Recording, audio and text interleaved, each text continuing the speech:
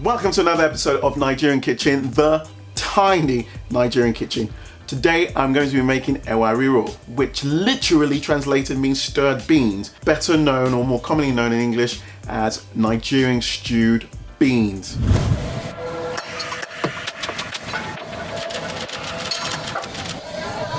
That's right, today I am making Nigerian stewed beans. Gosh, I feel so hot. Hong Kong is just sweltering at the moment, and especially in this tiny space, it feels even worse. But anyway, let's get on with the episode, and we're cooking. Now, quite a few of the early episodes I've done were starting to get quite long, so recently I've decided to go back and try and really do some punchy and short recipes, and today is another one of those. You can see on the table here, there isn't that much in the way of ingredients. It is basically some black-eyed beans, no peeling involved today, thank goodness, and we are going to be cooking that in some stock in the pressure cooker to save time. To that then we're going to be adding in some of the ata, the classic Nigerian red stew. Again, if you've watched my jollof rice episode or the first episode from like 8 years ago, you will know what this is. And so I've already chopped up one onion, one bell pepper. To that we'll be adding the ata rodo, the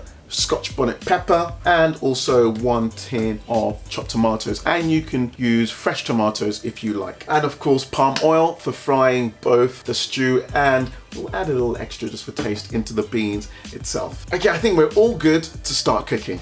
Okay, wait, no, not so quick. I forgot, of course, this crayfish, which I've used before in some of my stew episodes. Now, the Nigerians again love flavor, and this is one of the things they'll use apart from stock to add extra flavors to some of our stews. And I'll be using it today with the beans, so I'm going to grind this up and add it to our stewed beans. Okay, now we can start cooking. Okay, so you should know how this goes by now for making the ata lilo. I'm going to throw in 1 onion that's already chopped. I've got my Scotch bonnet pepper. I've got 1 pepper. And to that, I was gonna add 1 can of tin tomatoes, but actually this container is far too small. So you know what, let's transfer straight into the pot. There we go. Okay, so let's dump all of that into the bowl. Plum tomatoes. Okay, so let's blitz this.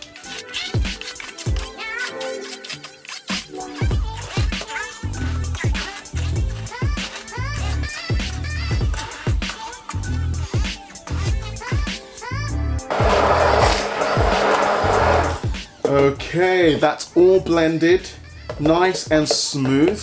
So we are going to fry that and then cook for about 20 minutes. Okay, so we're now going to fry the pepper mix, the ata, with some palm oil. You can use other oils, so vegetable oil, canola oil, but again, this is quite classic and it does add a little extra flavor to get that kind of traditional Ewa Riro flavor, the stewed beans. So let's switch on our heat.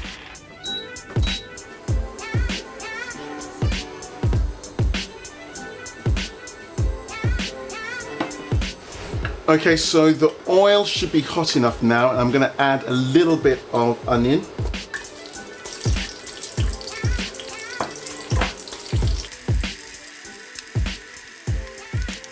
Now I'm going to add in the blended peppers and tomato mix.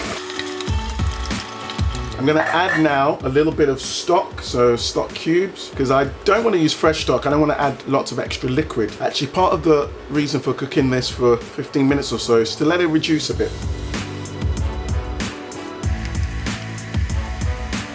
And you can feel free to add whatever spices and other flavors you like. I'm actually going to add a little nutmeg, turmeric, a little coriander, and a little turmeric.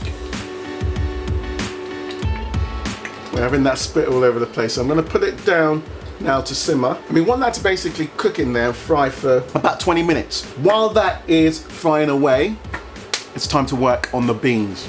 Okay, so now I've got the beans, which I've already washed just to make sure they're clean, and I've taken out any dirt. I haven't actually soaked them because A, I'm not that bothered about flatulence, and B, I'm gonna be cooking in the pressure cooker. Now, soaking does have the advantage of really cutting down on cooking time, but when I'm using the pressure cooker, which will mean I cook for about 15 minutes anyway, I think it's really just not worth the amount of hours of leaving the beans soaking. So I'm actually just gonna cook them straight away. So I'm gonna dump them in, and then I'm gonna add some stock. So this is stock from the last time I made some meat. Ooh, I still got little bits in there, which I'm gonna add in as well. Extra flavor. And really, I just want just enough to cover. Perfect. Gonna add in some onions and a little bit of salt. So obviously the stock is going to have flavor, and also I'm still going to stir in some of the red bell pepper stew a little bit later. So I don't want to add too much salt at this stage. And that's it. I'm going to cover this now and cook for 15 minutes. And it should mean our stew is ready, beans are ready, and all we're just going to do is mix it together, cook for a few minutes longer, and we're good to go. So quick.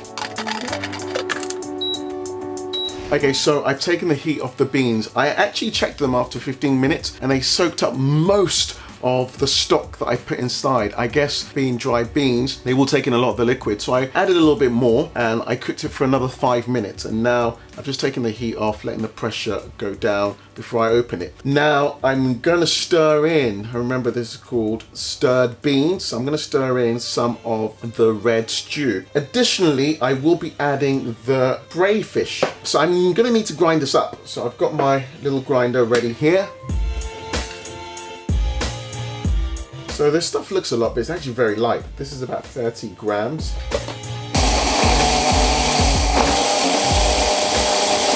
Okay, I think that's fine enough. It doesn't need to be super fine, just a powder that will mix into our beans.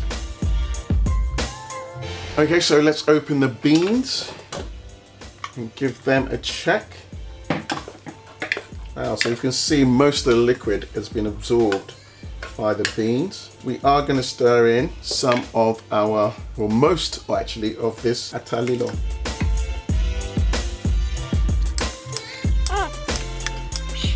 Now, even more flavor, I'm going to add in the ground up crayfish powder. Wow, wow, wow, wow.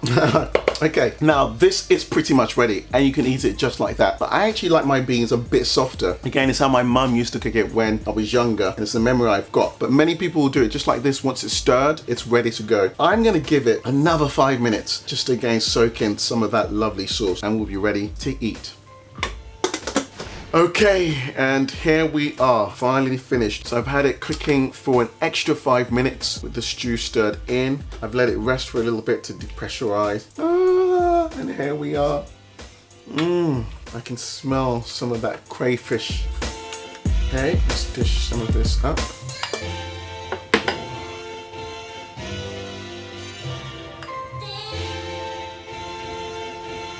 So normally beans, you can eat it on its own, you can eat it with bread, you can eat it with fried plantain. So I'm actually just gonna eat this on its own, but sprinkled on top will be some gari. Now, if you watched my episode 2 episodes ago, where I was cooking the draw and swallow, the swallow is made from gari, which is the cassava, the dry cassava. So just gonna sprinkle that on top and we're done.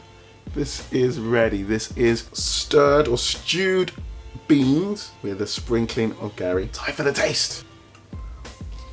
This is so nice. There's a few flavors that are coming through.